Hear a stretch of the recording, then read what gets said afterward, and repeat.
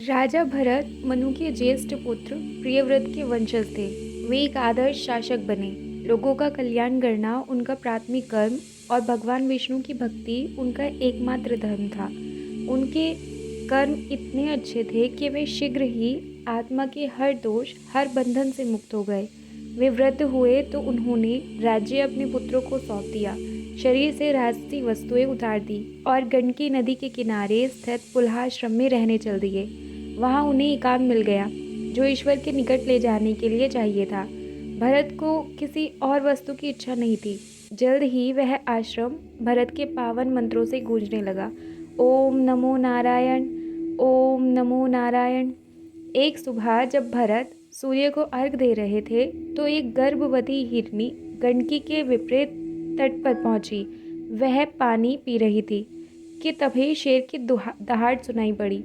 हिरनी घबराकर जान बचाने के लिए नदी में कूदकर उससे पार करने लगी, परंतु भय और थकान उसके लिए घातक सिद्ध हुए और उसने बीच जलधारा में प्राण त्याग दिए। हिरनी का मृत शरीर जैसे ही नीचे लुढ़का, उसके शरीर से शावक बाहर आ गया। जलधारा में नन्हे शावक को छटपटाता देखकर भरत का हृदय द्रवित हो उठा। क्षण भर पहले सौम्य अंधकार में बंद शावक की आंखें सूर्य की तेज रोशनी से घबरा गई। भरत हिरण को अपने साथ आश्रम ले आए। उन्होंने उसकी गर्भनाल को काट दिया, किंतु वे इस बात से अनजान थे कि उनके और शावक के बीच एक अदृश्य संबंध अंकुरित हो चुका था। दिन बीते और भरत का हिरण के साथ स्नेह बढ़ता गया। वे उसे नहलाते, अपने हाथों से खिलाते, कहानियाँ और गीत सुनाते। गंडकी नदी के पास बैठकर भरत को वह दिन याद आता जब शावक उनके जीवन में आया था। वे सोचने लगे कि प्रेम की नदी उनके भीतर अब तक कहाँ छिपी थी, जिसे वह हिरण बाहर निकाल लाया था। असहाय जीवों की सहायता करना पुण्य का काम है। इस बेचारे का मेरे सिवा कोई नहीं है, मैं ही इसे पालूंगा, भरत खुद से कहते। समय के साथ भरत का प्रेम जुनून में बदल गया। हिरण के प्रति मोह ने भरत को पूरी तरह घेर लिया और स्थिति यह हो गई कि अन्य सब वस्तुओं पर से भरत का ध्यान हट गया, विष्णु पर से भी। वह व्यक्ति जो समस्त बंधन तोड़कर पुलह आश्रम आया था, अब एक नए बंधन में बन चुका था। हिरण की आवश्यकताओं को पूरा करने भरत का एकमात्र उद्देश्य बन गया था। भरत को अच्छा लगता कि हिरण कैसे उन्हें अपने सींग चुभाता और पूजा की वस्तुओं के साथ खिलवाड़ करता था। फिर वह हिरण आश्रम से बाहर भी विचरण करने लगा।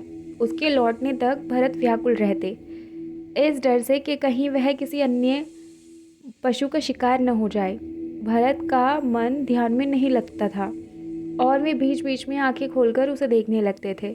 उन्हें चंद्रमा पर हिरण सी आकृति के धब्बे दिखते तो उन्हें लगता कहीं चंद्रमा ने हिरण का अपहरण तो नहीं कर लिया।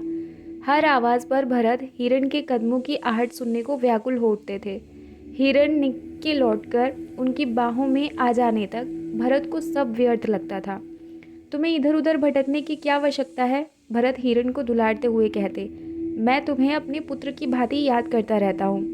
फिर भरत के जीवन का अंत समय निकट आ गया, किंतु वे हिरण को छोड़ने के लिए तैयार ही नहीं थे। इस विचार से परेशान कि उनके बाद हिरण की देखभाल कौन करेगा, भरत अंत समय तक हिरण से चिपके रहे। उनका दुख इतना गहन था कि उन्होंने अगले जन्म में हिरण का रूप धारण किया।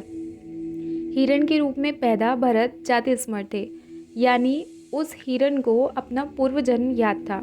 भरत को एहसास हुआ कि वे स्नेह और आसक्ति के बीच अंतर करने में विफल हो गए थे। अंत समय में उनकी आत्मा माया जाल में फंस गई थी।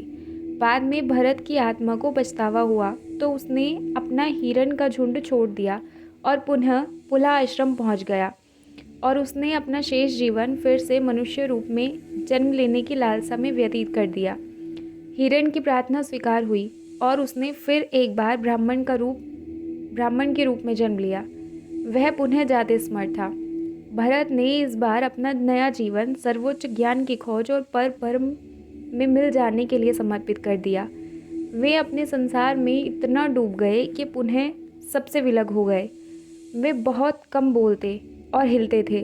उन्हें सदैव विचारशील अवस्था में रहना, स्थिर रहना ही पसंद था।